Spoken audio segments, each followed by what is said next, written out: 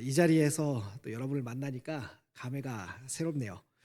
옆에 분들과도 다시 한번 인사 나누겠습니다. 이렇게 한번 인사할 텐데요. 당신도 선교사입니다. 라고 우리 한번 인사해 보겠습니다. 당신도 선교사입니다. 계속해서 보내는 선교사로 우리 단기 선교팀을 위해서 기도해 주시고 또 대한민국에서 살아가는 선교사로서의 사명도 잘 감당하시기를 바랍니다. 이번 주와 다음 주는요, 출애굽기를 살펴봅니다. 특별히 바로와 모세의 삶을 대조해서 살펴보는데요. 이렇게 하는 이유는 몇 가지가 있습니다. 첫 번째로요, 생명과 자유의 복음을 좀 더 살펴보기 위해서입니다. 우리 교회는 올해를 시작하면서요, 신명기 말씀을 통해 하나님께서 자신의 백성들에게 주신 10가지 말씀, 10계명을 살펴보았습니다. 하나님의 뜻은 사람들의 생명을 또 자유를 풍성하게 하는 방식으로 이루어집니다. 하나님 나라의 복음은 모든 사람들이 사람답게 살 수 있는 세상을 지향합니다. 주위를 둘러보시기 바랍니다. 세상이 흘러가는 것을 보시기 바랍니다. 그 어느 때보다 생명과 자유의 복음이 더욱 필요한 때라고 느껴지지 않으십니까? 그래서 청년들이 이 정신을 가지고 살아갈 수 있도록 좀 더 시간을 들여서 이 자유와 생명의 복음의 말씀을 좀 더 살펴보고자 함입니다. 두 번째는요, 구체적인 지침이 필요하기 때문입니다. 그렇다면 하나님 나라의 백성된 우리는 구체적으로 생명과 자유를 위해서요, 어떻게 살아야 될까요? 또 그렇게 살면 어떤 일이 일어날까요? 우리가 신년 특세를 통해 배우게 된 것은요, 생명과 자유의 복음의 정신에 관한 것이었습니다. 10계명의 정신은 생명과 자유를 주시는 하나님의 뜻을 풍성하게 이루어가는 것이구나 라는 것을 살펴보았습니다. 그렇다면 10계명의 배경이 되는 출애굽기의 구체적 사례들을 통해서는 여러분들에게 좀 실제적인 지침을 안내드리고 싶습니다. 그래서 구약시대 이스라엘 백성들에게 일어났던 과거의 사건이 아니라 여기에서 오늘 우리에게 일어나는 자유와 생명의 복음으로 이 말씀을 적용해 보고자 합니다. 우리 시대 바로와 또 모세의 삶을 찾아내보고 모세의 삶을 살기 위해서 말씀을 살펴보도록 할 것입니다. 자, 이런 이해를 가지고요, 이제 말씀을 살펴보도록 하겠습니다. 먼저 여러분들에게요, 질문을 하나 해보겠습니다. 여러분은 지혜로운 사람입니까? 아니면 미련한 사람입니까? 자, 두 가지 예를 제가 한번 들어보겠습니다. 예화를 들어볼 텐데요. 잘 들어보시고 어떤 사람이 지혜로운 사람인지 한번 조용히 마음속으로 생각해 보시기 바랍니다. 자, 1번입니다. 명절 연휴를 맞이해서 빈집을 털기 위해 사기꾼, 강도, 절도범이 모였습니다. 강도가 말합니다. 우리 이번 한 번으로 인생 역전합시다. 가장 비싼 집들 몇 곳만 골라서 텁시다. 그러자 절도범이 말했습니다. 거기는 연휴에 오히려 경비가 삼엄합니다. 허술한 동네들 중 동선이 겹치지 않는 곳으로 여러 군데를 골라 시선을 분산시키는 게 좋겠습니다. 자, 그러자 사기꾼이 말했습니다. 당신은 정말 지혜로운 사람이군요. 자, 2번입니다. 연휴를 맞아 회사원 A씨는 지방에 계신 아픈 부모님을 몇 년 만에 모처럼 찾아뵐 계획을 세웠습니다. 이번에 뵙지 않으면요, 너무 아프셔서 다음번에는 뵙지 못할 것 같은 걱정도 조금 드는 상황입니다. 그런데 연휴에 매출을 극대화시키기 위해서 K 부장은 A 사원의 휴가를 취소시키도록 B 과장에게 업무를 지시합니다. 이번에 매출이 좋으면 B 과장의 인사 고과에도 적극적으로 반영하겠다는 조건도 달았습니다. 자, B 과장은요, 작년에 승진할 기회를 한번 놓친 터라 부담이 좀 있는 상황입니다. 한편 평소에도 A 사원의 부모님이 아프셔서 마음고생을 하고 있던 것을 알고 있었습니다. 과장은 K 부장에게 고민 끝에 이렇게 말했습니다. 부장님, A 사원은 까칠하기도 하고 영 판매력이 좋지가 않습니다. 그래서 이번 매출에서는 별로 도움이 안 될 것 같습니다. 차라리 제가 이번 판매에 참여하겠습니다. 그러자 부장이 말합니다. 사람이 일을 지혜롭게 해야지. 그렇게 미련하니까 고생만 하는 거야. 자, 여러분 생각에는 1번에서 지혜로운 제안을 한 이 도둑과 2번에서 미련하게 일한다는 비과장 중 누가 지혜로운 사람인 것 같습니까? 딱 잘라 말하기 좀 어렵죠. 오늘 말씀을 듣고 나서 결론부에서 다시 한번 답을 찾아보시기 바랍니다. 오늘 말씀은 출애굽의 배경과 관련되어 있습니다. 요셉이 애굽의 총리가 되고 야곱과 그의 가족들은 기근을 피하여서 애굽으로 이주하게 됩니다. 그리고 나서 많은 시간이 흘렀습니다. 애굽에는 왕조가 2차례 바뀌었고 지금 통치하는 바로 왕과 신하들은 요셉을 전혀 알지 못하는 사람들이었습니다. 다른 말로 요셉을 통해 역사하셨던 하나님을 전혀 모르는 사람들이었습니다. 한편 이스라엘 백성들은 400년이라는 기간 동안에 애굽에서 노예의 삶을 살고 있었습니다. 그리고 그 숫자가 불어나 이집트 인구의 많은 부분을 차지하게 되었습니다. 고대 사회에서는요, 인구가 곧 힘입니다. 전쟁, 대규모 건축 사업, 농경, 모든 것들이 인구수와 직결되어 있습니다. 따라서 인구수가 늘어난다는 것은요, 좋은 일입니다. 인구수가 줄어든다는 것은요, 매우 나라에 위협적인 일입니다. 그런데요, 오늘 바로의 반응은 무언가 좀 이상하게 느껴집니다.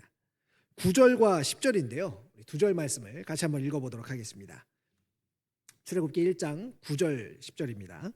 제가 한번 읽어보겠습니다. 그가 그 백성에게 이르되 이 백성 이스라엘 자손이 우리보다 많고 강하도다. 자, 우리가 그들에게 대하여 지혜롭게 하자.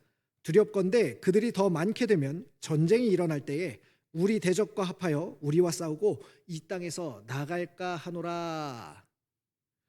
이스라엘 백성들을 향해서요, 우리보다 많다고 강하다고 말합니다. 여러분 한번 생각해 보십시오. 이집트의 왕, 애굽의 왕은요, 당대 신이라 불릴 만큼 최고의 권력을 가지고 있는, 최고의 힘을 가지고 있는 사람입니다. 그런데요, 왕이 노예 숫자가 늘어난다고 해서 여러분 두려워하겠습니까? 그럴 필요가 없죠. 내가 부리는 노예 숫자가 늘어난다는 것은요, 노동력이 증가하는 것이지 두려워할 일이 아닙니다. 그런데 바로는 이스라엘 백성들의 숫자가 늘어나는 것에 대해서요, 두렵다라고 이야기하고 있습니다. 여기서 주목해 볼 표현은요, 우리와 그들이라는 표현입니다. 자신과 애굽 사람을 향해서는요, 우리라고 표현하고 이스라엘 백성들을 향해서는 그들이라고 표현합니다. 자기 백성들이 많아진다면 두려워할 필요가 없을 것입니다. 그러나 자신과 다른 정체성을 가진 그들, 다른 민족의 숫자가 늘어난다면 두려움의 대상이 됩니다. 이스라엘은 400년이라는 시간 동안에도 애굽 사람이 되지 않았습니다. 세상과 동화되지 않고 정체성을 유지하고 있었습니다. 그래서 바로가 두렵다라고 표현하는 것입니다. 그 결과 바로는 신하들에게 이렇게 말합니다. 우리가 그들에 대하여 지혜롭게 하자라고 말입니다. 본문에는요, 2가지 지혜가 등장하는데요. 첫 번째 지혜는요, 바로 바로의 지혜입니다. 바로의 지혜는 세상 지혜라고도 할 수 있습니다. 자, 그렇다면 바로의 지혜의 동기는 무엇일까요? 어떻게 하면 내가 편하게 살 수 있을까 하는 것입니다. 어떻게 하면 지금 누리고 있는 권력을 계속해서 누리며 살 수 있을까 하는 데서 나오는 생각이 바로 세상의 지혜입니다. 따라서 바로의 지혜의 특징은요, 기득권 유지적입니다. 자기 권력 향유적입니다. 지금껏 누리는 것들, 지금 내가 누리는 것들을 절대로 포기하지 않기 위해서 발휘되는 것이 바로 바로의 지혜입니다. 역사적으로는 나치나 또 일본의 지혜가 여기에 해당할 것입니다. 일본은요, 조선을 완전한 속국으로 만들기 위해서 갖은 방법을 다 동원했습니다. 처음에는 무력으로 통치하다가 조선의 반발이 거세지니까요, 문화 통치를 시행합니다. 말을 빼앗고 글을 빼앗고 문화를 빼앗아 정신부터 서서히 죽게 하였습니다. 이것을 아주 치밀하고 철저하게 지혜롭게 진행하였습니다. 한번 생각해 보십시오. 바로는 이스라엘 백성들을 잘 대해줘서 자기 백성, 자기 편으로 만들 수 있지 않았을까요? 그러나 절대로 그렇게 하지 않았습니다. 아니, 이스라엘 백성들을요, 자기 편으로 만들고 싶지 않았습니다. 왜냐하면 그렇게 되면요, 어떻게 되겠습니까? 타 민족과 함께 살려면요, 내가 가지고 있는 기득권을 그들에게 나눠주어야죠. 내가 누리고 있는 것들을 포기해야 하기 때문입니다. 온통 자신과 자신이 속한 집단이 누릴 이익과 편리에만 집중되어 있기 때문에 이런 세상의 지혜는요, 타인의 고통과 눈물에 대해서 공감하지 않습니다. 이런 예들은요, 우리 주위에서 심심치 않게 만날 수 있습니다. 자기 정당의 이익을 위해 국민들의 고통을 외면하는 정치인, 교회 권력 유지를 위해 성도들의 상처를 외면하고 세습하는 교회 지도자, 이런 바로의 지혜를 가진 이들은요, 심지어 조폭 집단에도, 도둑들 집단에도 존재합니다. 자신에게 닥친 문제를 해결하고 자기가 속한 집단이 잘 되는 방안을 제시하는 것이 세상 지혜, 바로의 지혜이기 때문입니다. 자, 그러면요, 이와 같은 바로의 지혜는 어떤 방식으로 발현될까요? 드러나게 될까요? 출애굽기 1장 11절과 14절을 한번 읽어보겠습니다. 먼저 11절 한번 읽어보겠습니다. 시작. 감독들을 그들 위에 세우고 그들에게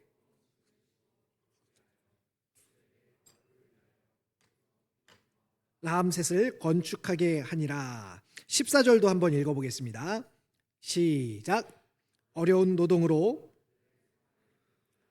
곧 흙이기기와 벽돌 굽기와 농사의 여러 가지 일이라. 그 시키는 일이 모두 엄하였더라. 처음에는요, 노동을 더 시킵니다. 이미 노예였기 때문에요, 노동을 하고 있는 상황입니다. 그런데 거대한 건축 사업을 일으켜서요, 노동력을 더 착취하는 방식으로 발휘가 됩니다. 이렇게 대규모 건축 사업을 통해서요, 노동을 착취하는 방식으로 사람들을 통제하려 했습니다.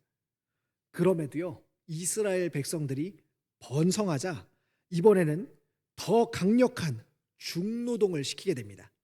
조금 전에 읽었던 14절은요, 일할 재료를 주지 않고 더 많은 분야에서 일하도록 과중한 노동을 부과했다고 이야기합니다. 벽돌부터 만들도록 중노동을 부과합니다. 우리는 여기서 히브리인들의 수를 줄이려고 하는 바로의 인위적인 정책의 발전 과정을 보게 됩니다. 처음에 노동에서 그 다음 중노동으로 발전합니다. 그래도 숫자가 줄지 않자 이번에는 더 적극적인 방법을 동원합니다. 1장 15절과 16절 말씀 한번 읽어보겠습니다. 시작.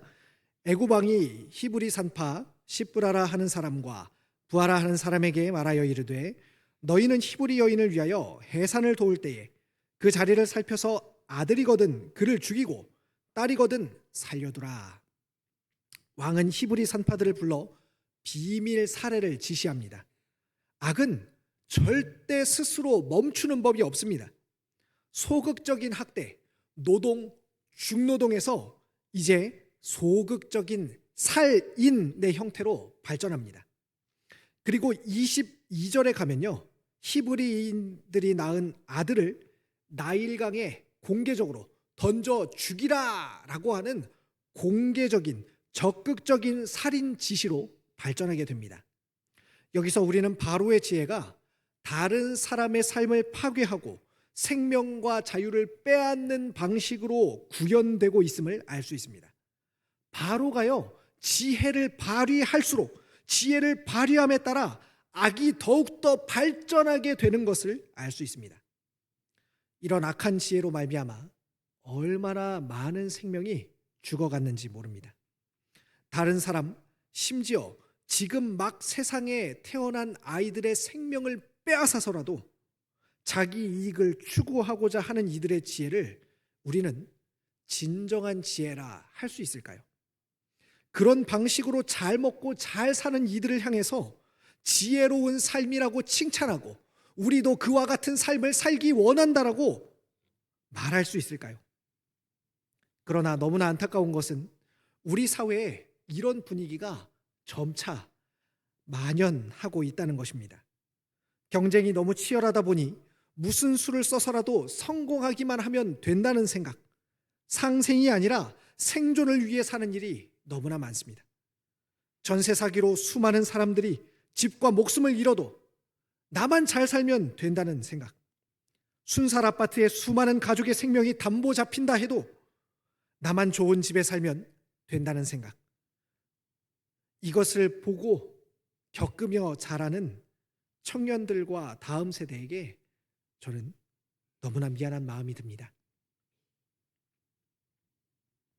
자, 이제 두 번째로 살펴볼 것은요, 여기에 맞서는 하나님 나라의 지혜입니다. 첫 번째가 어떤 지혜였다고요? 첫 번째 살펴본 것은 바로의 지혜였습니다. 자, 이제 두 번째는요, 하나님 나라의 지혜를 살펴볼 텐데요. 참 놀라운 것은요, 이렇게 학대를 당하는데도 이스라엘 백성들은 계속해서 번성했다는 점입니다. 하나님의 약속은 계속해서 성취되고 있었습니다. 사랑하는 청년 여러분, 하나님의 약속을 곧 상황이라고 생각하면 안 됩니다. 하나님의 약속은 곧 상황이라고 생각하면 안 된다는 것입니다. 하나님의 약속은 좋은 상황에서도 이루어질 수 있고, 또 하나님의 약속은요, 내가 생각할 때 좋지 않은 상황에서도 이루어질 수 있습니다. 그러므로 상황을 뛰어넘어 약속을 성취하시는 하나님을 바라봐야 합니다. 이렇듯 상황을 뛰어넘어서 약속을 이루어 가시는 하나님을 바라보는 사람들을 통해서요, 본문에는 하나님의 지혜가 발휘되고 있음을 알 수 있습니다.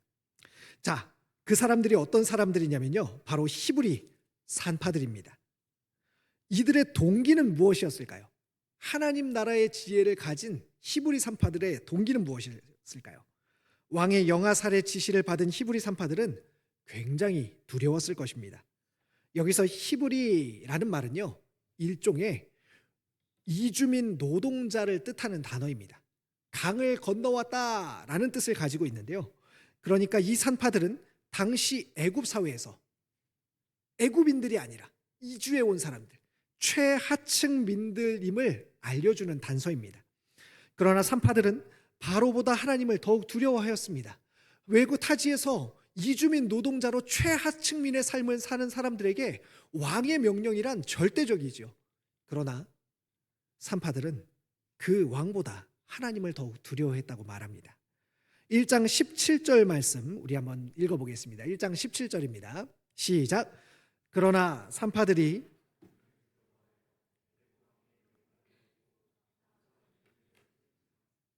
두려워하다라는 말은 경외하다라는 말입니다. 우리가 잘 아는 잠언 9장 10절은요, 여호와를 경외함이 지혜의 근본이다라고 말합니다. 하나님을 경외하는 사람들이 발휘하는 지혜가 바로 하나님 나라의 지혜입니다. 이들이 지혜를 발휘하는 동기는 생명을 살리기 원하시는 하나님의 말씀에 순종하기 위해서입니다. 자, 그렇다면 하나님 나라의 지혜는 구체적으로 어떻게 발휘될까요? 앞서 언급한 것처럼 바로의 명령을 거부하는 것은 매우 위험한 일입니다. 그러나 세상의 판단이 아닌 하나님의 판단을 주목하게 될 때 우리는 하나님을 경외하는 삶을 살게 됩니다. 이처럼 하나님 나라의 지혜는 세상 지혜에 저항하는 방식으로 발휘됩니다. 자신의 이익을 위해, 자기가 속한 집단의 이익을 위해서 타인의 생명을 무자비하게 짓밟는 일에 반대하는 방식으로 발휘됩니다. 또 한 가지를 더 살펴보겠습니다. 19절 말씀인데요. 우리 19절도 한번 읽어보겠습니다. 시작. 산파가 바로에게 대답하되 히브리 여인은 애굽 여인과 같지 아니하고 건장하여 산파가 그들에게 이르기 전에 해산하였더이다 하매. 여기서 건장하다라는 말은요, 원어의 뜻을 살펴보면 짐승 같다라는 표현입니다. 바로가 산파들에게 영아살의 지시를 따르지 않은 것에 대해서 추궁합니다. 지금 산파들의 목숨은 어떤 상황입니까? 풍전등화와 같은 상황입니다. 까딱 잘못했다가는요, 다른 사람을 살리려다가 자신들이 죽게 생겼습니다. 이때 산파들은 지혜롭게 말합니다. 히브리인들을요, 짐승 같다라고 표현하면서 멸시하는 표현을 사용해서 태어난 아이들을 죽이지 못한 것이 어쩔 수 없는 일이었음을 설득력 있게 바로에게 말합니다.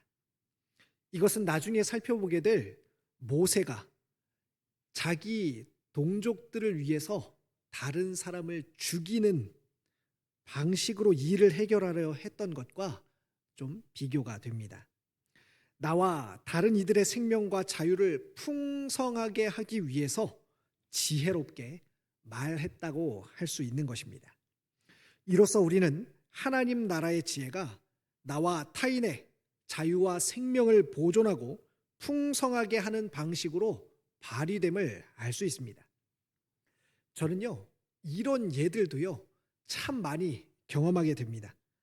타인을 위해서 나의 기득권을 포기하는 사람들을 저는 우리 청년들에게서 참 많이 보았습니다. 다른 이들을 위해서 내 시간과 내 생명을 더 드리는 사람들, 다른 이들을 위해서 내 마음을, 내 시간을 더 사용하는 사람들, 다른 이들을 위해서 나의 물질을 기꺼이 아낌없이 사용하는 사람들, 이런 사람들이요, 저는 우리 공동체 안에 참 많다고 생각합니다. 내 주장을 내려놓고 다른 사람을 위하여서 기꺼이 타인의 뜻을 따르고 쫓을 수 있는 사람들도 있습니다. 이런 것들뿐만이 아니지요. 자신의 생명과 또 다른 사람들의 자유와 생명을 위해서요, 지금도 섬기고 희생하며 자신의 것을 아낌없이 내어놓는 사람들도 참 많이 있습니다. 말씀을 정리하겠습니다. 정리해보면 바로의 지혜는 기득권 유지적이며 자기 권력 향유적인 지혜입니다. 자신이 누리는 것들을 절대로 포기하지 않기 위해서 발휘됩니다. 이를 위해서는 다른 사람의 삶을 파괴하고 생명과 자유를 빼앗는 방법도 마다하지 않음을 알 수 있습니다. 반면 하나님 나라의 지혜는 어떻습니까? 하나님을 경외하며 사람들의 생명을 살리고 자유를 증진하게 하는 하나님 말씀에 순종하기 위해서 발휘됩니다. 이를 위해서 때로 죽음의 위기를 감수하게 되기도 하지만 하나님의 도우심을 입게 됩니다. 자, 이제 설교를 마무리하려고 하는데요.